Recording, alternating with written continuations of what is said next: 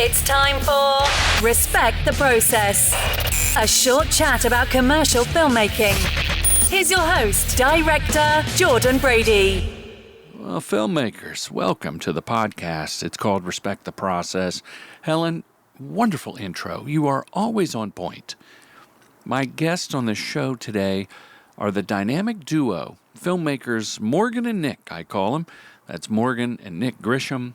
They are married, they are happily in love, and they make great stuff. They work for agencies like GSD&M, Plot Twist, which I have been trying to break into unsuccessfully for about 2 years now. Great work for Tito's Vodka, Whataburger, HEB, which is the huge grocery store chain. They do previs. We talk about Unreal Engine. It's a great conversation and excited to share this with you. I also teamed up with Camlock. True Gent and Camlock teamed up to produce some spots for the Texas Health Department, which you've seen on my socials, where the people come home and they bring coworkers, grocery store employees, and pickleball partners, and they bring that RSP, I think it's called, Helen, and the flu. And it's decidedly over-the-top comical. I'm very proud of the work, and it was great to collab with Morgan and Nick on that. If you want to fast forward to the conversation, I know that I talk about kind of the same thing every intro, which is Bootcamp is December 14th, so we are less than 2 weeks away. There is one spot left. I will not talk about the Filmmaker Retreat 2025 yet, although I will say there's a year-end discount going on right now, and we've had one filmmaker already sign up, which was out of the blue because I haven't talked about it yet. And, of course, the Magic Mind. The Magic Mind people are friends of the show, and if you use the code Brady20, you save a lot of money on a subscription. It's my productivity hack. So go to magicmind.com/Brady20. And then I guess you use the code Brady20. And what I like is that they test all the ingredients before every run. Apparently they're certified, right? The ingredients have a certified analysis. Now you can go and email them, hello@magicmind.com, and they'll show you these certificates. They inspect every bottle by hand, which is kind of crazy, but I love it. But really, what you need to know is that I've been using it every day for over a year. I'll do the afternoon kicker on shoot days, and you've seen me post about it because it keeps me focused, it keeps my energy up, and it's better than that latte in the afternoon. No jitters with the ashwagandha or the matcha, ceremonial grade matcha. There's not really much else to tell you. I'm a little hungover, not from the evil drugs, but from eating too much over Thanksgiving. Just nice restaurants, good food, and I think not just the high quality of food, but the quantity of food I ate has me a little mellowed out here on a Sunday. So thank you for supporting the show. And you know what? This is my piece of advice for you. I don't want to be cynical, but do the year-end montage because, I don't like montages for your reel when it comes to commercials. I think it hides something. But as a company or as a DP or even as a director for fun to do that year-end flex, go ahead and cut that montage. I've been thinking about it the last 4 days of like, okay, put the best of and pick a cool song or a beat. Last year I actually recorded a song called Spare Me Your Montage. I don't know that I'm going to do that again, but maybe. Anyway, do the year-end montage and celebrate the work that you did this year and post it, and please send it to me. I want to see what you're doing. Okay. If you have any questions, DM me, and let's get to Morgan and Nick. Welcome, Morgan and Nick, to the podcast. Hello. Thank you. Thanks for having us. Of Tremendous course. opportunity to be here. Thank you. Yes, Well, I love it. I've been wanting you on this podcast for a long time, but the three of us are in cahoots with True Gent. And listeners, I think we're going to learn a lot because Morgan and Nick also have their own production company that's very successful called Camlock Films. And yet you are CamlockFilms.com. still, what's that? CamlockFilms.com. You can learn more at CamlockFilms.com. And I know you talked about it on Just Shoot It, and everyone should listen to that podcast with Matt and Oren and the interview that Morgan and Nick did with them. But let's hear it here. Like, what made you think, or why not just go global with Camlock, or why not just go all the way with a production company? And was I an influence in that? You for sure. I think you were definitely an influence in it. I think it's all about the specific people. Like every relationship that we've had with ad agencies, it's not like you have a relationship with a company. You have a relationship with multiple people that work at one place. And I think that's the value of a sales rep that's in a region, is that people not only know them, but like them and trust their judgment. And you want someone who has some influence and a little bit of clout and has trust. So when they say like, oh, Nick and Morgan are right for this, they're not saying they're right for everything, but they're saying they're right for this.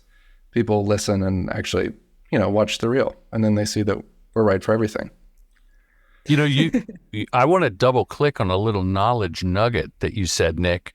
And that is, when the rep says they're right for everything, they lose credibility in their market.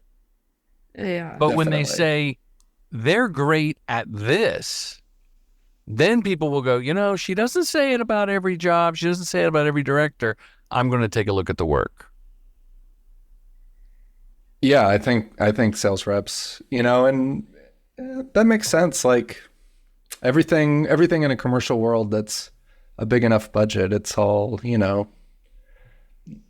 specific. And so it's always good to have someone who's done it before, or you could see an obvious correlation of why their skills would be relevant to this particular job.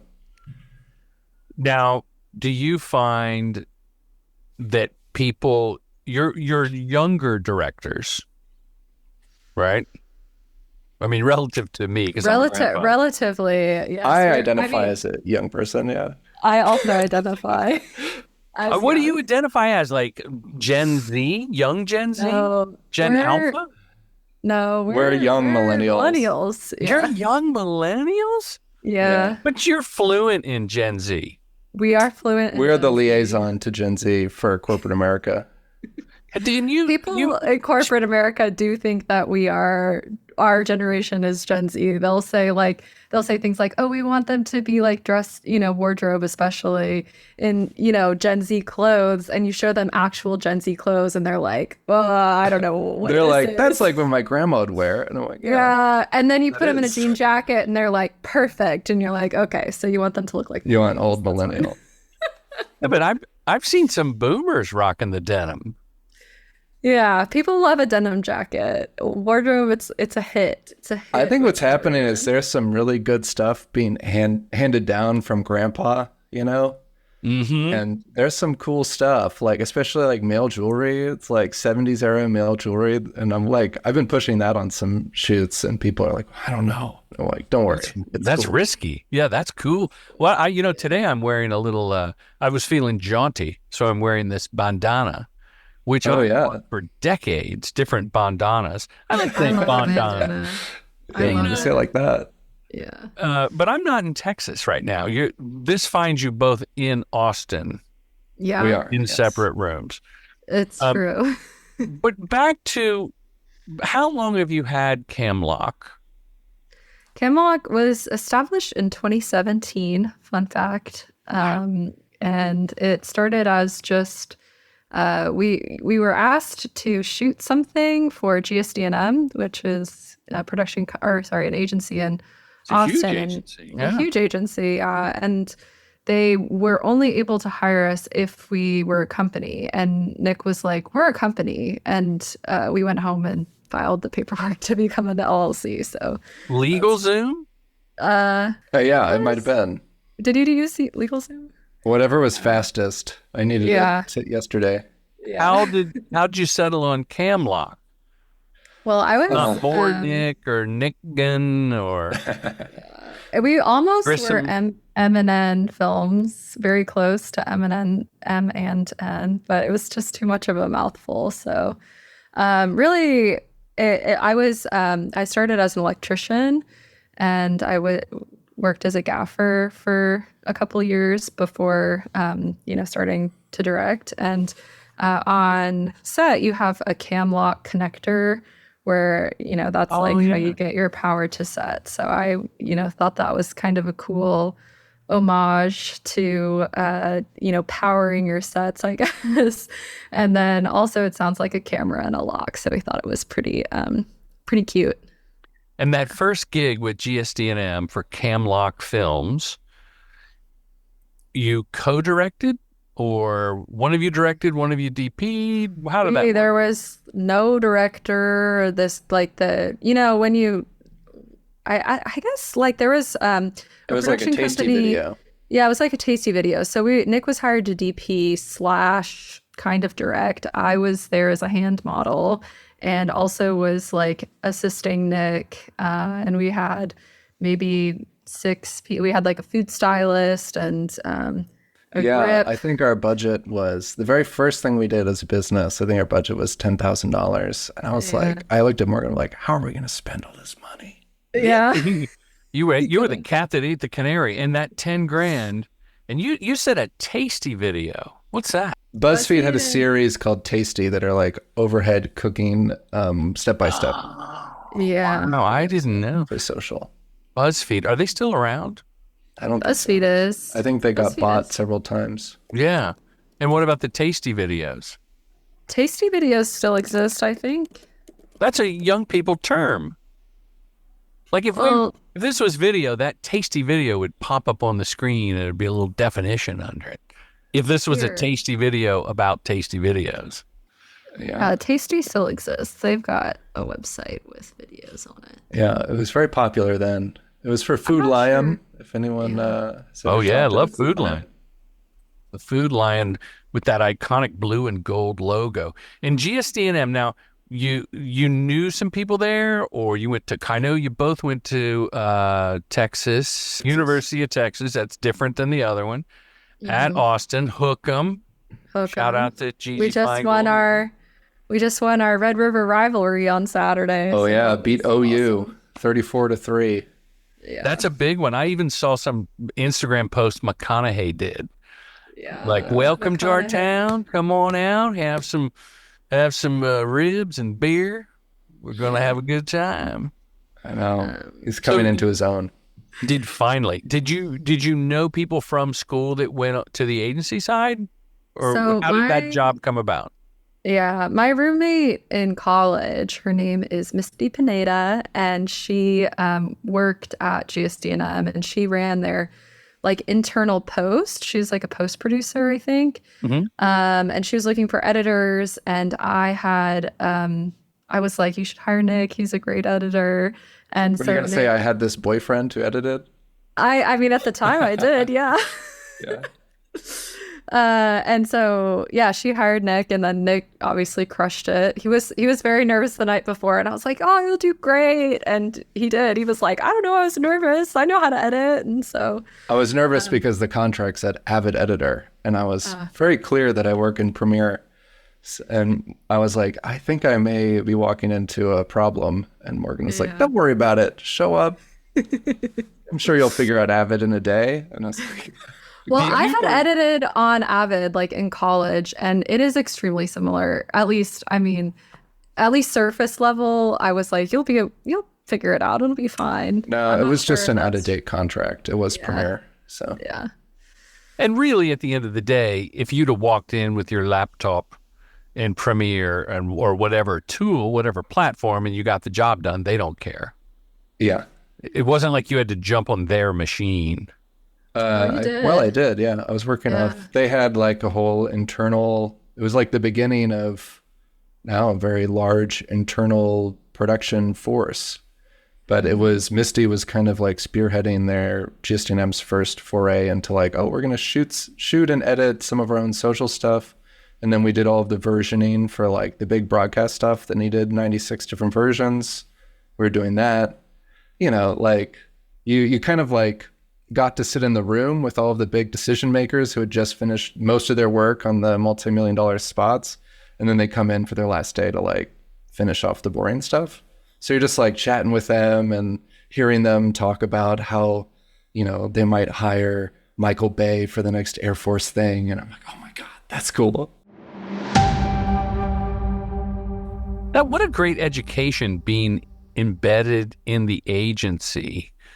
You know, I'm fond of saying that some listeners right now, especially if they're like a director DP or director editor, that taking that in-house job would be a wonderful training ground, especially if you were eavesdropping in on those conversations, or even better yet than the edit room, the conference call they did with Michael Bay. Like what a masterclass that would be to hear how he pitches. Because Michael Bay, you know, pretty much still pitches. I'm sure they give him the job, but he pitches the story so everyone's aligned and in cahoots. But the two of you had a hybrid situation where you were not in-house, but you were the go-to outside vendors, air quotes, because at the end of the day, like our production companies are vendors for the agencies and clients. Did you find that was beneficial for either income, relationships, real revenue, or relationships, or all three?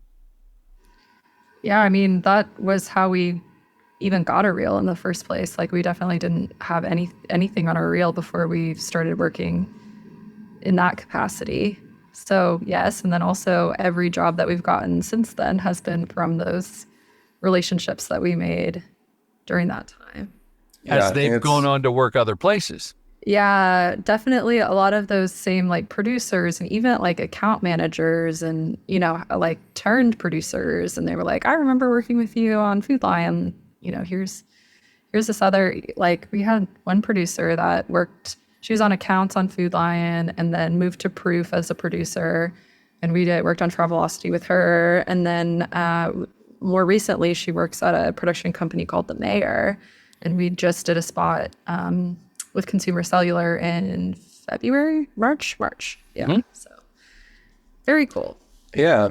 I think relationships first. It's like, I don't know if it's really separate from revenue. I think the stronger and more diverse your relationships, it's like revenue is kind of inevitable. Mm-hmm.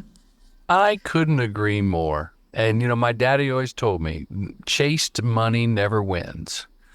And sometimes you go after a gig for the money. And I don't know about you, but I feel icky. Like, oh, this is a horrible experience. Or they're not doing what I pitched and I knew it was going to be this way. Why did I say yes?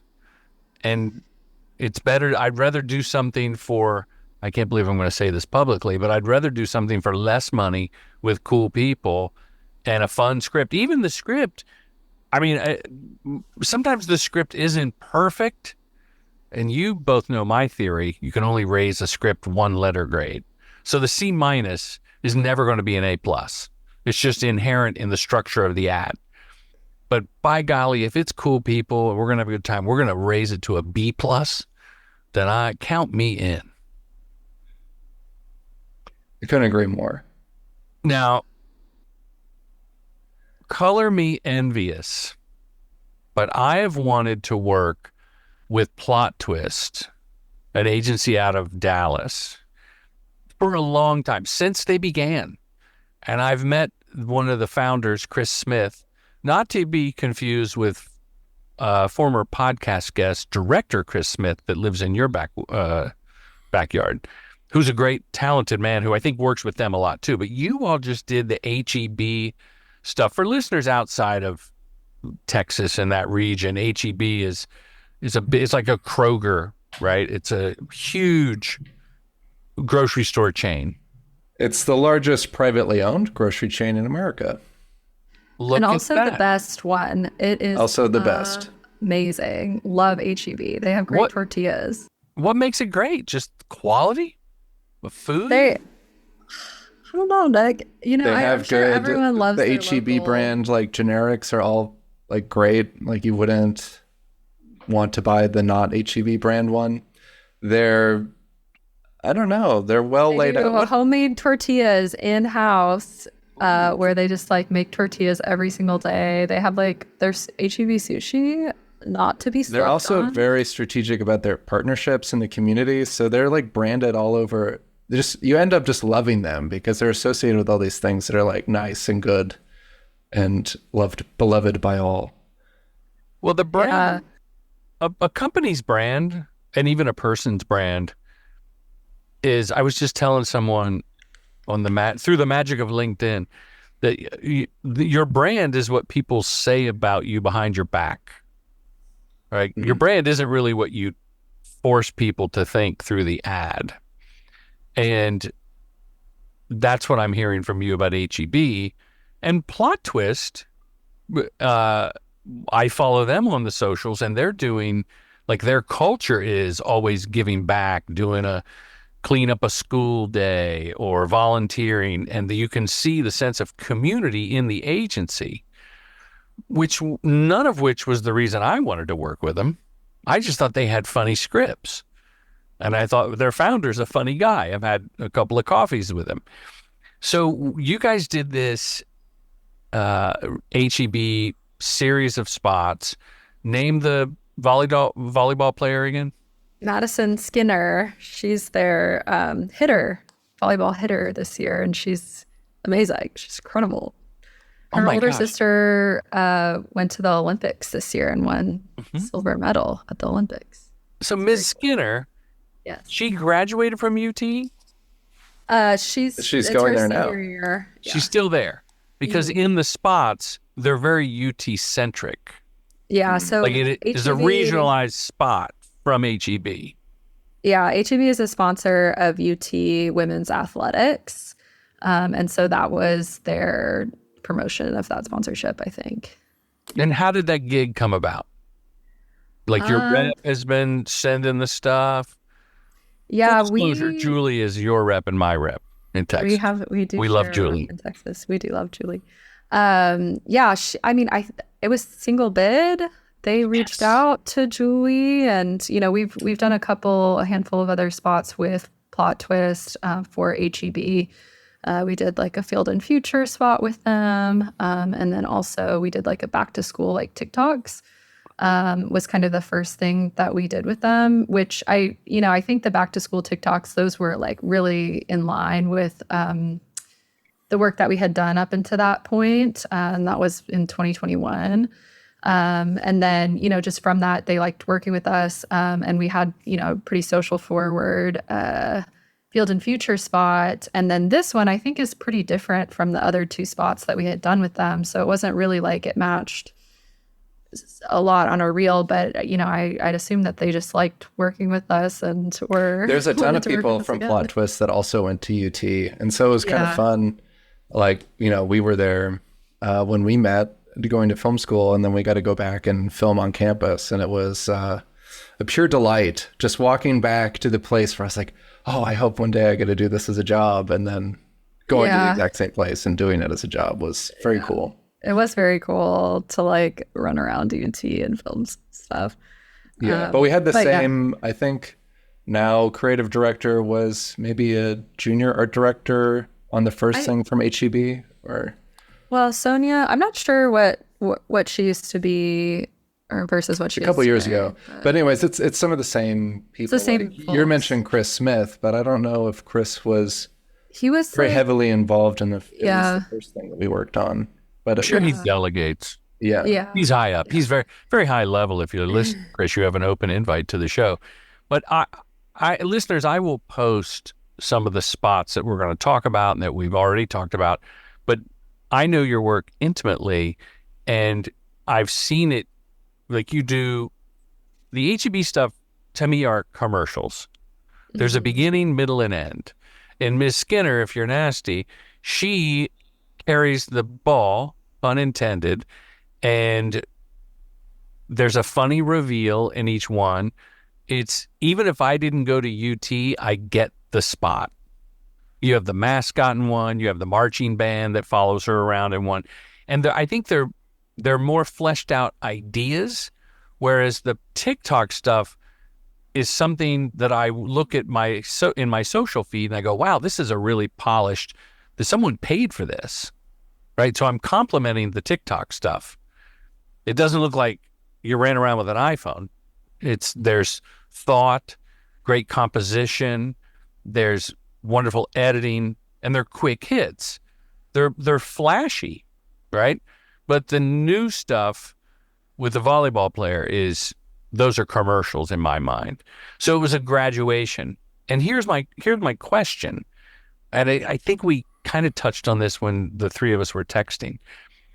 It seems like the former stuff, the TikTok-y stuff, GSD&M's in-house or Agency X's in-house team should be doing that. And they probably wish they were to save money. And sure, if they're busy, they can hire you or me or anybody. Not anybody, but you know what I mean. It's like, oh, we have too much, hire someone. But the stuff like the newer stuff you're doing and the Whataburger stuff I want to ask about, and the golf stuff, and you those are more like, oh, we want Morgan and Nick to do that. We don't want the in-house people to do it, even if we have the capability. So do you see the work shifting? We definitely feel like the work is more complex. There's more things going on, and it seems more like something that only we can do. I mean, I'm glad you brought up the Whataburger stuff because, Nick spent a good chunk of this year and last year learning how to use Unreal Engine.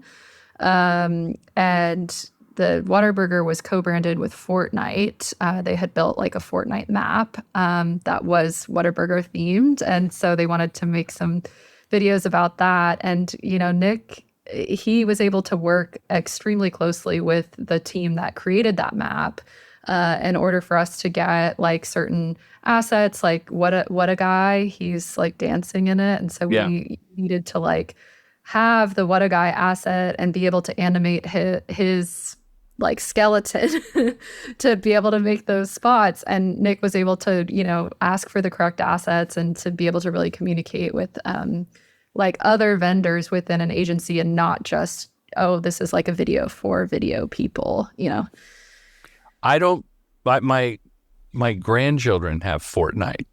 Yeah. And I've had many a Whataburger, but I didn't need to have any to get the spot. And Nick, kudos for learning these tools. And I posted them on my Instagram, and we put them on the True Gent, like on LinkedIn. And I love sharing it. And they're really like high performing posts because people love behind the scenes. They love to know how the sausage is made, but especially with the previs that you're doing. So there's actually two things of technology. One, you're putting those elements in the spot. And before that, backing up, you're using Unreal Engine and Blender and whatever else you're using to map out the spot almost to the T, to the frame of how you're going to shoot it. Yeah, I mean, it can get pretty granular to the time of day, at the exact longitude and latitudinal point of the exterior location. Like I went to that Whataburger, I sent a drone in 3 circles around that building. What? Yeah, and then I found out the GPS coordinates, and I was like, okay, if we shoot this, because there was a question of like, oh, should we shoot this exterior in the morning and this one in the evening, or vice versa, based on our angles. And so, I was able to like kind of have a render of where the sun would be. And even putting up like, because the exterior is like mainly these like really reflective windows. So I put up really reflective window material in Unreal just to be like, actually, if the sun's over there, the sky's super bright over there. Like this window is just going to be a huge reflection. We want it to be. And part of the spot was like being able to see What a Guy in the reflection. So it was really important that the reflection of the window was able to support What a Guy being able to be there, and you could actually it's part of the creative. Yeah. That is crazy. And you don't have to run the drone at the exact time of day, right? Once the information is in the supercomputer, it can figure out, like through some farmer's almanac or something, where the sun's going to be. Yeah, I use a couple tools. It depends. You can use photogrammetry, and that kind of bakes in the lighting of when you took it. But more recently, you can start doing Gaussian splats or neural imaging radiance fields. Wait, slow down. Neuroimaging radiance fields. Neural, like you're from neural the maps, future. like kind of like more like machine learning, artificial intelligence is being used. So yeah, a Gaussian splat is like a way of, my understanding, and someone on the podcast may think that I'm an idiot, but my understanding is that a neural imaging radiance field is like a cloud map, or like it's like a nerf? No, I'm gonna lose it. Yeah, it's called a nerf. But then one way that you can like render out a nerf is through Gaussian splats, and it just makes the lighting look so much more realistic, because like it's not as baked into the texture or the perspectives of the photos you took of the item. Gotcha. Nick, right now, there is one or two listener who are really upset with you. I know. And there's 4 that are getting super aroused by the nerd talk. Wait, are they the same? 2 of them are the They're same. not. No, there's no overlap. And look, I will say Nick brought up Gaussian splats to one of our clients the other day, and our client like loved it. They would just feel like super, super interested in what Nick was talking about. So you gotta be careful. You can get too into the weeds for sure. They knew what it meant, or it was the name of their punk band in college. In that case, potentially both. Yeah. Well, I make no bones about it. I'm so, this sounds weird, but I'm so proud of the prep that you both put into it. And Nick, you go the extra mile, and I like that you share it with the agency, and clearly that's what builds trust. And there's a little part of me that just despises the amount of prep that you're sharing with the agency, because I don't want it to be the new bar. I purposely, before this recording, sent you both a couple of my stick figure etchings. And to me, the big leap in tech with my previs, with my storyboards, is going from a notebook to an Apple Pencil. I think that's where I draw the line. I feel like I'm saving the planet. But I wouldn't want some people to expect that level of, I like that it's a bonus, and I like that it sets you two apart, and I like that it demonstrates how you go the extra mile. And Oren Kaplan from Just Shoot It, he does extensive prep like that when needed. But I would hate for an agency to say, hey, could you map it all out? Because now I'm going to have to hire someone or go to YouTube University for 2 weeks to learn how to do one little stick figure. So that's the curse and the blessing, right? The blessing is it's communicative. It allows you as a filmmaker to know exactly what you're doing, the crew to know what you're doing, and you're doing it right. But my personal hang up, which is like an old man saying the music's too loud, get off my lawn. It seems like it's a lot of work for a temporary step. Yeah, and I definitely have felt it too, like, because there's, some projects where I'm like, this project doesn't need to have full animatics, but we did it on the last one, and Nick doesn't have that much time to be able to do it for this one, and it doesn't really need it. So definitely have felt the like crunch there, I guess. But for us, I think like Nick and I, we are relatively young, and we need to know that it's going to work out. And we need to know that these like VFX shots that we're pitching are actually possible. And we want to know that our 30 is actually a 30, like you a lot of times get into like 30s that are actually maybe 40s. 37. Yeah. So we Amen. like to know all that ahead of time.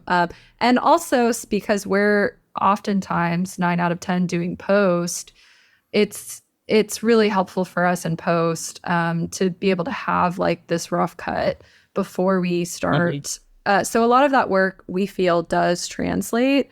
And we would always hire a storyboard person or do the stick drawings or whatever. So we feel that it's like similar enough to that. And since we're doing post, it conveys that it's worth it to us, but we don't want to For sure. impose that on anyone else. No, for sure that the Whataburger, and there was a recent golf campaign you did out in Palm Springs Yeah, at the beginning of consumer the summer. cellular. Yeah. Yeah, the consumer cellular where the golf ball hits a sign that shatters. Mm-hmm. And the 3D mock-up that Nick did of that, which again incorporated time of day and everything, and maybe even used in the final. Some of the effects, no. No. Wrong on that. Yeah. But it was worth it because the side-by-side shows that the work paid off. And Yeah. you make a good point that you're doing post, which is another, I'm envious sometimes that, directors in North America often complain like, oh, they fucked up the cut and I should have been in the cut. I got to do a director's cut. I think if you have the ability and the opportunity to do the post, you get what you shot on the screens of the people more than not. Do you like that, or do you wish the project was over and you could just walk away? No, We I never like doing want to walk post. away. Yeah. We want to keep it forever as long as possible. Even when we're not doing post, I want to be there, at least for the color session. Yeah, Morgan Right? cares deeply about the color. Yeah. I care deeply about the color. We had a DIT on set who was a couple of times this year that was two different people are coming to mind who were so talented that the dailies were, to me, finished. Yeah, and Dailies it's love. kind of funny. I've actually heard that this is like a pretty major difference between Texas Uh-huh. and California shooting is on Texas sets. It's like super uncommon to have an actual DIT who colors your dailies. Like there's only one person I think in Austin who even does it, and she doesn't work on commercials. I don't think that. So, Yeah, she's on a show. So. So the not dailies sure. are, do they have a LUT on them, or are they just, Yeah, they're like, just a lot. I think that's okay though. Yeah, Why is it? It's nice. It's nice to at the very end have something be tweaked and slightly better for like I don't know. Like sometimes I feel like at the end of a project, especially when you're shooting through post, and there's all these tiny little, the 17th time you've seen it, and the legal lockup is different, and that's why you're watching it again. It's like it's nice to have color come in at the very end and everyone be like, "Ooh, yeah, it's nice, it's finished." it gives you a place to go in the story arc of the life of the commercial?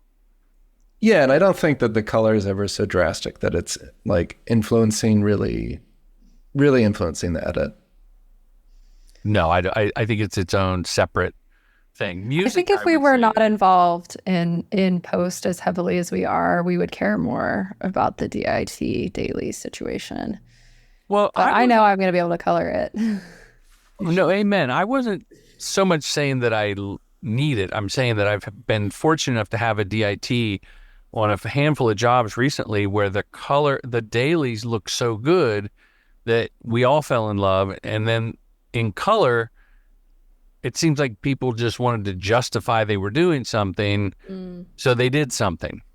Yeah. And I'm like, you don't have to try so hard. Yeah. Just tweak what we've been watching.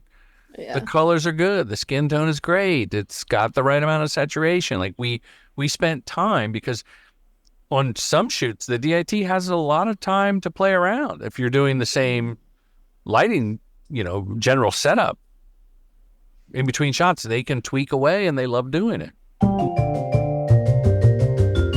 Ooh, this is a good one, isn't it? It's me, Jake, the editor of the show. The next in-person boot camp is in LA on December 14th, and only 10 filmmakers are accepted, so hurry and sign up today. Bootcamp comes with a free online course and one-on-one call with Jordan Brady. Visit commercialdirectingfilmschool.com. Now, back to this engaging interview. For the listener that's wondering, should I sign with a production company? Should I do my own thing? Should I be freelance? Like, where's your head at?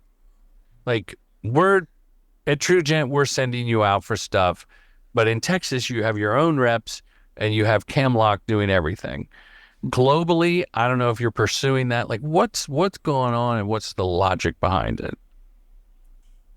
I think, I don't know. I don't know how things used to be. I feel like my short time in the industry, and maybe this has just been a smaller market, like, you have to be your own salesperson. You really have to take agency over your career.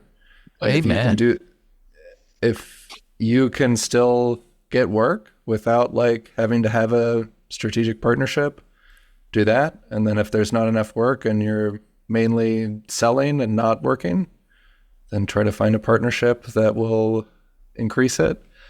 I don't know that there's ever been an easy way to be the director, because a lot of people want to do that job. So it's always going to be very competitive. Yeah, I think for also to add on, for us, this region, we've been here for 10 years. We have a lot of relationships here, and even with like creating relationships with our rep and finding the correct person who we feel like is really going to try and sell us. That took 8 years. Like, I talked to Julie, I don't know, years before we actually had her, like, she agreed to rep us. Yeah, it was like 2 years before we finally convinced her to rep us correctly. The first time we just had a much better reel by then. Yeah, so we definitely built our reel. And then, I think you're asking also about, like, why not just try and take Camlock outside of this region? But, we don't have relationships outside of this region, or very few. And we, as young quasi-young people, or what did we say we were before? Young millennials. Identifying as young people, we feel that it's good to have someone who has a reputation to partner with, and really, try and make some magic happen. Also, boots on the ground. Nothing's more influential than like having a couple lunches and an after work beer. Well, it's funny you say that, because I agree 118% that cowboy boots on the ground in Austin, in Dallas, and in certain cities, Chicago, Detroit, New York, LA, I think that makes a huge difference. But I think I think Austin is somewhat of an anomaly because of the number of great agencies and filmmakers in that town. Mm-hmm. And it's more concentrated than even LA. Because LA, we're all spread out. The agencies are big. Filmmakers are pursuing, like, it's just not a city where I'm going to run into someone on 6th Street. Oh, yeah. And I ran into somebody this morning. He was at his local coffee shop getting coffee and ran into the head of production at the mayor. Mm-hmm. See, that's exactly what I'm talking about. That just doesn't happen. It might happen in New York, but New York has always been a hard market for me personally. But I think you're right that boots on the ground in New York, Gucci boots on Madison Avenue would make a big difference. So we got to start exploring that. Maybe some more sales trips. Yeah, I would be so down for some sales trips, to be honest. Really? Yeah, I'll totally go. I'll go to New York anytime. I love New York. When do you think I have time to learn Unreal Engine? When she goes on sales trips. Yeah. Maybe we have to talk about New York. I will tell you offline about, one of my daughters lives in New York. and I'm due for a visit. Okay, maybe So we maybe should. December, maybe there's some sort of holiday soiree. Oh, I That'd be like fun. this idea. Listeners, you're getting the inside track right now of how it all works.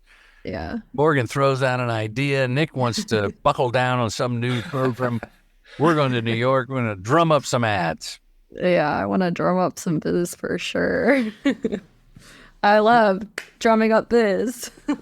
Well, tell me about that. Did you, by necessity, when you launch a company and you're new, you have to sell yourself. And Nick just said it too. You have to be selling yourself. How do you take to that? What is your process? God, it's painful. I hate it. I hate every second of it. It's true though. It's the hardest part. It is really hard. I like doing like the lunches, and you take people out to lunch. That's what you do. You go take them out to lunch. You take them to happy hour. You go. Nick is looking at me. No, that's true. Like once you're in a room with someone, you're just like talking. That's great because that's normal human behavior. Yeah, he's saying. I think the thing that both of us really hate is like the marketing part, which is like, like when we have to send out a newsletter, or even like sometimes posting on Instagram or LinkedIn or whatever, where you're trying to be like, we're great, you should hire us. Like that part is extremely painful because, like I feel like as Texans, we are naturally on the, we don't want to talk about ourselves and like try and say how great we are all the time. Like, it's just not really part of how I want to communicate with people. Well, that's but I like, yeah. You're so great tiptoeing around it, saying, Jordan, we want to be the opposite of you. No. Posting too much about how you don't great find you are. it hard, like you're when you're posting, like are you ever like, oh, I don't know, like you never feel that way? Sometimes in my mind, I ease the pain by thinking that I'm being entertaining and sometimes educational. I think you definitely are. Like, I think your content is really, I love it. I love consuming it. I mean, that's how we met in the first place, as Nick. That's right. Nick, found you. Yeah, I saw your online class and I said, Morgan, I had to trade Morgan some of my time for something else that she wanted from me. And I was like, okay, but you have to sit down and watch this Jordan Brady class about how to pitch, treatments. Nick is flattered. definitely a serial like he loves learning things, and I like learning things that are applicable to exactly what I'm doing right now. In the moment, In the moment, yeah. Like I'm definitely more of like a creative problem solver kind of learner. But yeah, he did, and I was really glad he did, and I found it. Maybe that's the key difference. Is I feel like we haven't yet found like a series of things or like a theme of things to post about that isn't just self-promotion of like, this work is better than the last work. Yeah. We need like some kind of offering that's educational or Well, the other one is, and it's hard to come off authentically grateful when everybody does like, had a great time working with so-and-so. Yeah. Right. But if you know in your heart it's true. So for me and for anyone listening asking this same question, my take is it is implied that when you post your work on LinkedIn, specifically that platform, you want people to hire you. Like it is a job first site. And I like doing a thought piece every now and then that isn't about the work, but it's definitely sharing an opinion. But if I message someone, I don't have to say would love to work with you. They know that I want to work with them. They're an ECD. They're an agency producer. I'm a filmmaker. It's what we do. Mm-hmm. And who was it? Years ago, Rama Mosley, a wonderful filmmaker, said on LinkedIn and then Facebook, which I've sort of abandoned, when you compliment other people's work sincerely, they're likely going to check your stuff out. Now, I like work. First, I have to get over like that jealous thing of why didn't I do that spot? How come I didn't even get a pitch on that, or I pitched on it and lost, and now I hate it, but it's really good. So I get over that. That's like 13 seconds. And then post, wow, great job. Like today I saw this KFC, the battle of the chicken strips has begun. The chicken burger wars are over. The chicken sandwich wars are over. The new one has begun. It's out of High Dive. I have not worked with High Dive. I got a couple of friends at High Dive, worked with the founders of High Dive when they were years ago in another lifetime. I want to work at High Dive. They know that, but I still click and like that spot because I go, that was fucking epic and funny.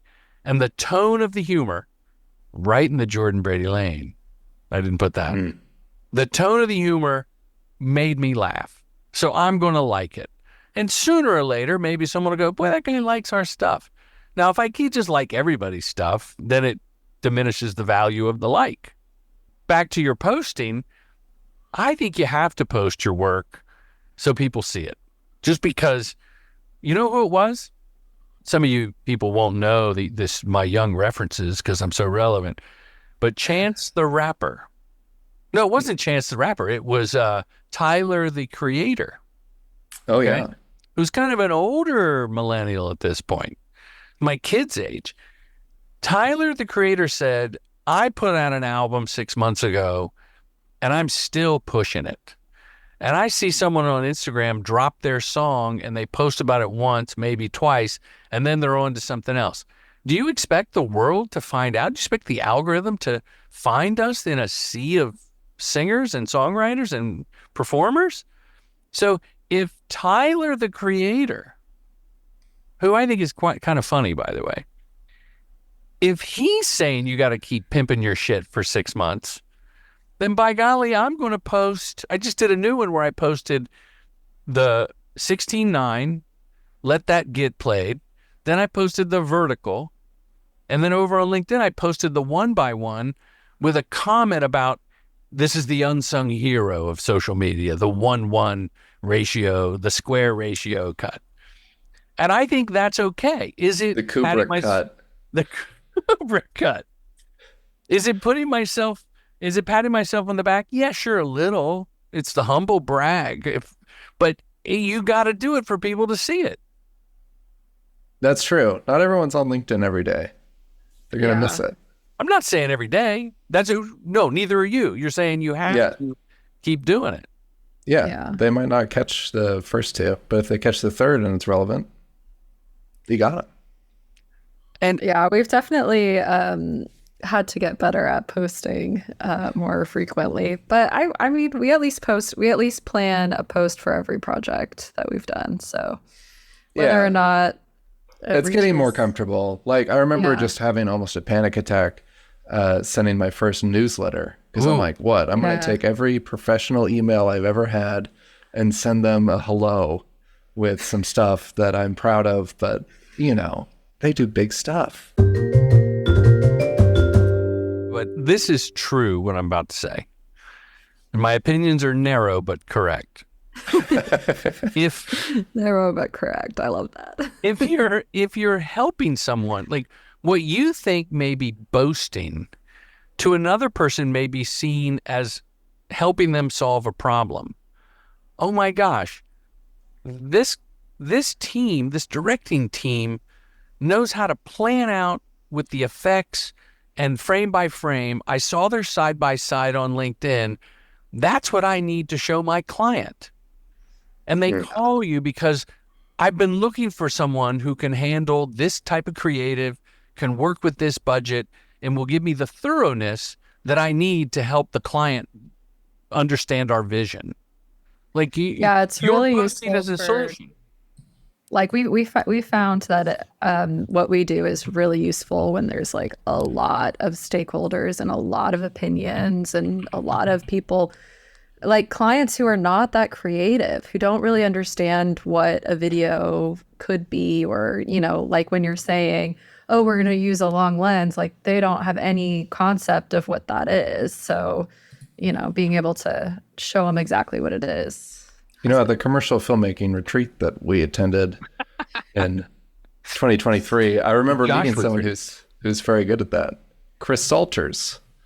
Yeah. Chris Salters, it has a great newsletter. Yeah, his does. newsletters are awesome. They And like he feel linked like me emails. to a very specific niche problem about Adobe Premiere Pro and a free plugin that solves the problem. And I was like, wow, Chris Salters, you've solved my problem for today for free. You just emailed it to me. It was amazing. Emailed me a solution. Chris Salters is on LinkedIn quite a bit. And yeah, I think he should. He and I have talked privately, and I won't divulge, but I think he's ready to have his own shop, as an editor. Like he does a very specific thing and he solves problems for people. He should have a salt mine or whatever, I've just made that up, but let me ask you this.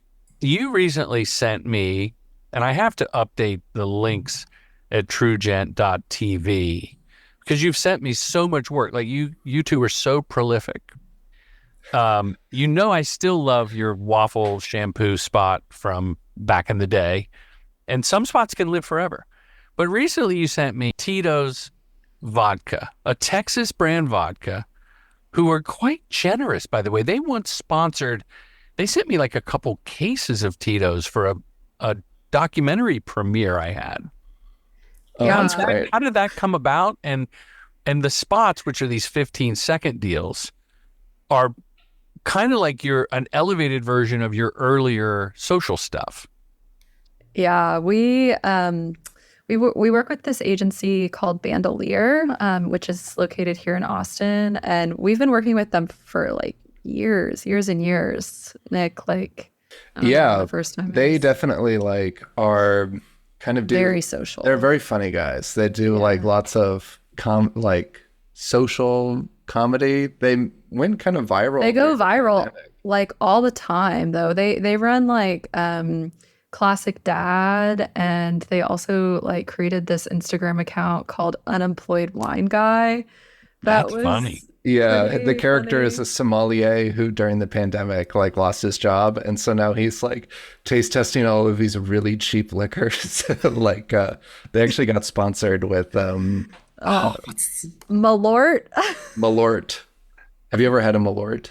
Is that like a Merlot? No, It's like- it's like liquor. It's like Jaeger kind It's of. like the worst. It's like Jaeger, but so much worse. Oh my goodness. I don't know this one. But they made it on their own and then found a sponsor based off the character? Yeah, I think the page love is that. sponsored. Like they made the page as like a pandemic project. And then they also have like a coffee. I don't know. They have a coffee company. They roasty buds. So they roast their own coffee. And then they promote that, and that stuff has gone viral, and I don't know, whatever. But They definitely come into commercials more from like a branded content kind of way, content first. With tasty videos. they I don't just do wanted to say taste. I just wanted to bring it back to the it. I was hour. like, You're like, Oh, yeah. "Yeah, Jordan, Your Tyler the Creator Nothing was like really that. good. but I do think that our work is perhaps like that day we filmed, the 4 spots we sent you, but then we also did a lot of content that was more like free form on your iPhone. And, we just filmed like that Pina Couch Lotta one. We also did like where we pulled the Pina Colada out of the couch and on our iPhone, and it was very funny. Yeah, they have some more organic looking. Yeah. When they say organic looking to the platform, they mean like shot on iPhone. iPhone, But you still need like the food stylist and the lighting and the location and all the and the talent. So it's kind of like we set it all up, shot one version that's like the cinematic camera version, and then went and sprayed and prayed with our phones. Yeah, And it performed really well. it did. And so with Tito's, do they show up on set? Yeah, They were on have set with internal us. marketing. Yeah. And I think that the spots that we shot, they like upgraded those shots. Like it was meant to be all organic, but then they did a paid media buy behind our spots because they looked so good. Oh, that's great. I think. That's actually a real telltale sign of winning is when it's supposed to be for like social, but they run it on TV or just paid social. Like someone goes, oh, this actually is better than we anticipated. Well, yeah, we've had that happen a couple times where we have to go back to the talent and be like, so what do you want to charge to do better usage? And that's always fun because it means, And do you handle that yourselves? It depends Well, on, social like, a stuff. lot of times the agency does talent payments, but sometimes you do it and you would negotiate usage separately. Interesting. I've done it. I've done it before, for sure. Morgan, Nick, this has been an enjoyable conversation, just free-flowing, chatting. You know I adore you both, professionally and otherwise, and personally. Was there Do you have 10 minutes left? I do. I just wanted to ask you about your regenerative farming movie, because we also worked on a regenerative farming Kickstarter video this year. You could ask me anything. How did you get into this? How did you hear about this, regenerative farming? Well, mine's not specifically regenerative farming. I've been following regenerative farming for a few years. And I saw a movie called Common Ground.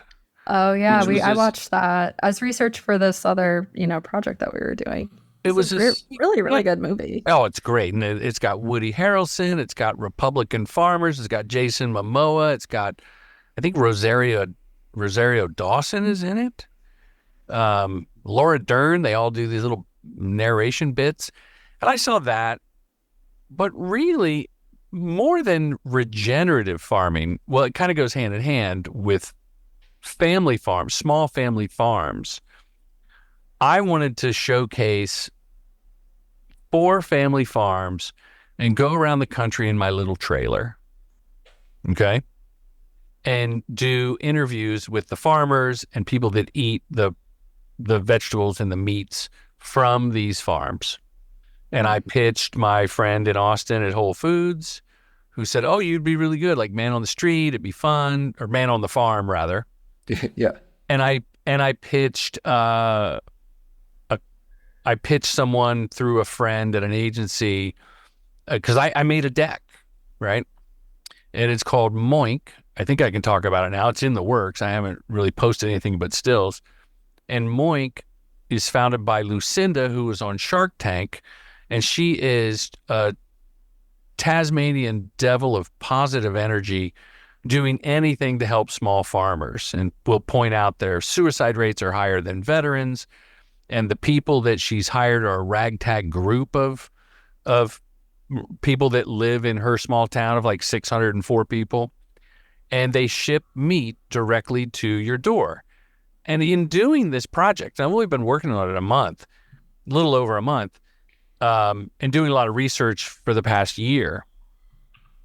There are many companies that are selling their products directly to consumers, like through subscriptions or a one-time order. A lot of them are regional, and Moink has really mastered the marketing with a catchy name. She does podcasts. The Shark Tank certainly helped. She got an investor, but she's been able to ship nationwide and serve as a distributor for other small family farms. So the way I got into it was wanting to go around the country talking to farmers. What it's ending up being is a story more about the people behind running this company, running this business.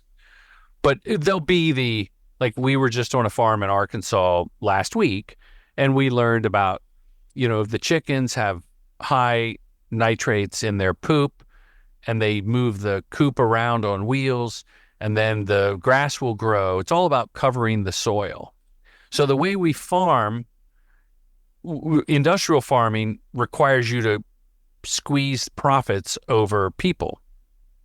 And you till the soil, and it gets barren after a while. And you not force feed with a tube like a goose, but you feed the cows and the pigs and chickens in these confined areas. So regenerative means the soil is always doing something for a new breed. It's multi-species. And I'm trying to really find the story. I'm treating it like a documentary where I have a premise, I have a thesis, but I'm wanting the story to unfold before me. That was almost your whole 10 minutes to that answer. That's what I wanted. Did it make sense? I kind of was hoping you had the movie finished so I could watch it.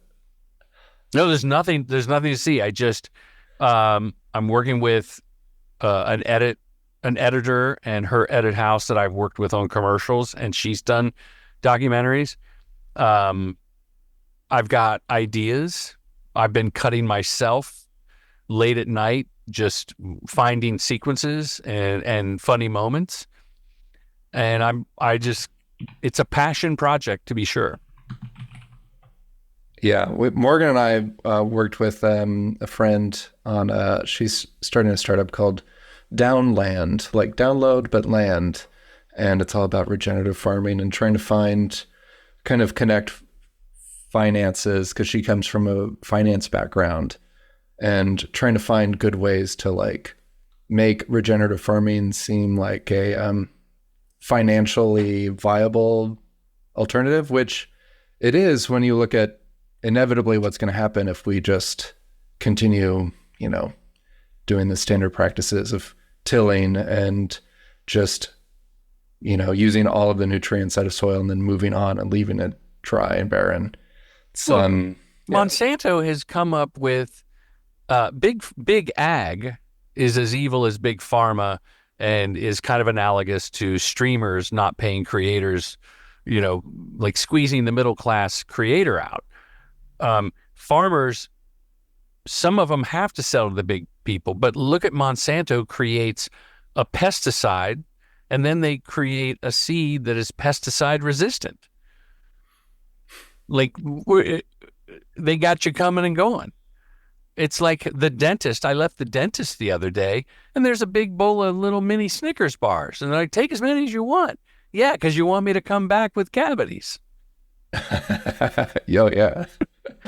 But I think, Nick, that mine is turning into more of a story about people, mental health, and a tribe of a small ragtag group of farmers. And I started writing some like intro voiceover, and one version said, now there's a slew of docs out there on regenerative farming. You can go down the rabbit hole and learn. Because I don't think I'm going to teach any more than what I told you. And Lucinda was in the field. She's so dynamic and great on camera and knowledgeable. She said, like a clip that I was watching when she toured this farm with us, she goes, you look in the soil, there's a grasshopper right there. You got a cow manure, and the manure gives the nutrients, and the grasshoppers and the bugs and the fungi comes up.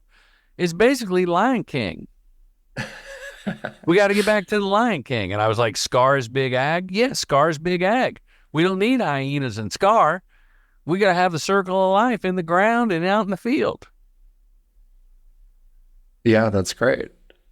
I will help in any way I can if you need any thoughts or opinions or just brainstorming about getting your project going. One of the keys to keeping your sanity as a commercial director, and I don't know about like people that do television episodes or whatnot, but even studio movies, you look at the directors that do a passion project. Like an actor will do a studio movie and then an indie film to keep her sanity. Well, I think commercial directors, when you're working with brands and agencies and all these stakeholders that ultimately have a say, and to realize we are ultimately hired gun, right? No matter how personal and in our own voice we can make a commercial, it's still going to be infused with commerce. And there's still going to be someone that says, make the logo bigger, or can you hold on the product shot another second? Whereas with a documentary specifically, it's very easy to pick a topic that's near and dear to your heart. It's easy to help instigate change. And it's probably, given the tools that the two of you have, it's more immediate than raising the money for actors and costumes and a 1950s car and a spaceship effect, right? Yeah. Like it's so in your hands that in addition to being a worthy goal for society to see this and learn, it's also a creative sorbet where you have all the control. Mm-hmm. And I think that helps define us and gives us like a little, I was just reading about the young Gen Z rot day where you just lay in bed once a week. And that's kind of like the soil, you know, that's rotting so it can grow. It's regenerative. Yeah. Yeah. I love a good rot day. Have you heard that term? I've heard that term before, yes. So making a documentary is like a rot project. Yeah. You just do it. Hopefully.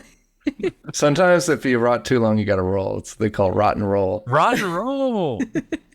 That was well played, sir. Yes. Is there anything I didn't ask you that you wanted to talk about that I didn't cover? Or you thought I would ask? And like, why didn't he ask about that? No, I feel like we covered most of the things. A lot of recent projects. Let me look and see if there's any other recent projects. Don't edit this lingering part out. No, This, we're keeping that. this Jake, in. maybe put in some chamber music. Yeah. Okay, yes. I think we talked about, we have another exciting project coming your way soon that we Oh, a teaser for part 2. colored. Yeah, we colored today. But it was another one of those lots of stakeholders. It was both AMD and Microsoft co-branded. Advanced micro devices and micro software. I love it. Do you think that when agencies see that you've done co-branded, there's a bit of cachet? Like we talk about, oh, I want to see that you've worked with an Otter on your reel. But when they see co-branded, they go, oh, they know how to navigate two entities that could be at odds or in cahoots. I don't think that people get enough credit for the co-branded efforts because Maybe the accounts people understand the pain, but I don't know if the creatives like really. It is I feel like twice as hard. Gotta be. It's twice as narrow, I would say. Like usually you're kind of walking on this like maybe 2x4 with the clients where you're like, oh, like don't misstep and like fall off. And then it's like a little bit more narrow. Where you have More landmines you can accidentally step on for sure. Yeah. So I bet when they like brand colors and stuff too. You're like, oh, right. So the couch has to be orange, but the refrigerator has to be lime green. yeah, stuff like that. For sure. The show is called Respect the Process. And thank you for being on it. I've waited a long time for this. When you hear that phrase, what does that mean to you at this point in time? So for me, I thought about this. Respecting the process means patience, which historically I do not have a lot of. But it's one of my goals for this year is to become more patient. So not trying to like circumvent things or doing things like out of order. Like, if it's traditionally block, light, rehearse, tweak, shoot, like actually doing it that way and not being too impatient where you just start shooting before you've even finished your blocking rehearsal. And everything's out of focus and they don't hit their marks. Exactly. And then you only get the one performance and it's, or I don't know, sometimes with kids, their first performance is their best performance and Agreed. You've missed it. Nick, what say you? Morgan gave a great answer. I mean, that's going to be That tough. was good. I think mine is maybe more career scope. I feel like I'm just starting to get to the point where it used to be that every time I would kind of compare myself to others or think like, oh, I want to do that, it would always be kind of looking forward. And so every time I'm comparing, I'm always like worse than the thing that I want to do. And I think respecting the process is knowing like how it's very unusual for me to like look at something that I think is like not up to the spec of what I would do now and then feel like comparative. Because I'm just always looking forward and being like, oh, I wish I could do that. But now it's like starting to get to the point where I think it's like respect the process. You'll move up. There'll be people coming up under you. Everyone's like in their, like on their rung of the ladder, so to speak, or like. So you're reflecting on your own ladder. I suppose, yeah. Respecting the fact that as long as you keep moving in a direction, you'll arrive, even if, you'll not feel like you've arrived because you'll make new goals. But you got to go back to your old goals and realize that you've already arrived. Yeah, the monkey brain needs the duct tape to shut it up, because you can look at someone else's work and go, why didn't I do that? And who knows? Maybe they had a rich aunt who left them a lot of money and they shot it on their own, or they put $100,000 into a spec spot that got them exactly that spot, or maybe they were lucky, or maybe they're really, really good. I see directors where I go, wow, she nailed it. JJ Adler was on the podcast a couple times, and she did this shave your balls thing with twins and shot it in forced perspective.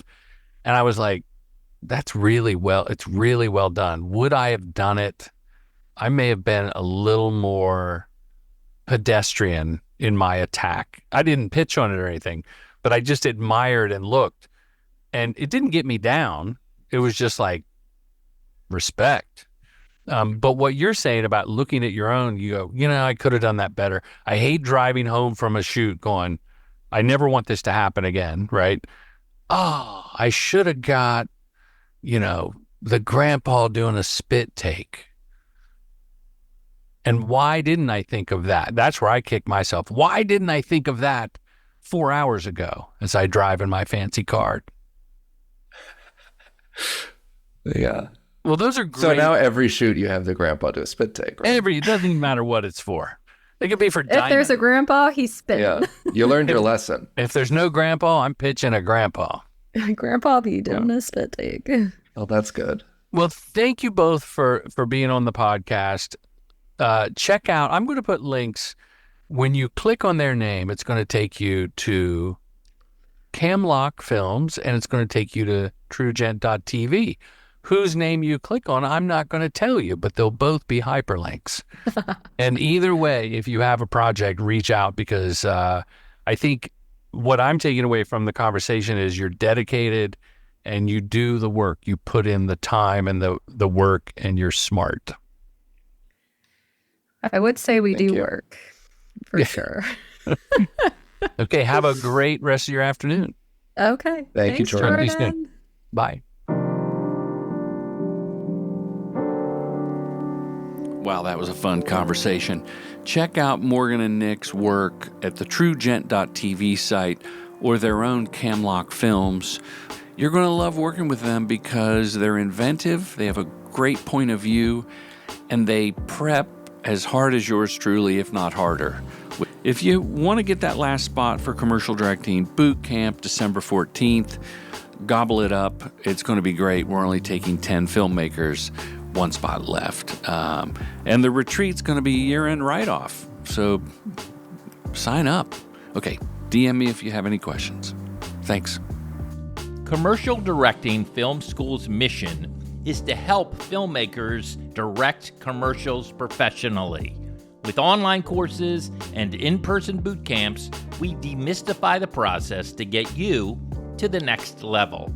All taught by your accessible mentor, filmmaker Jordan Brady. True Gentleman Industries.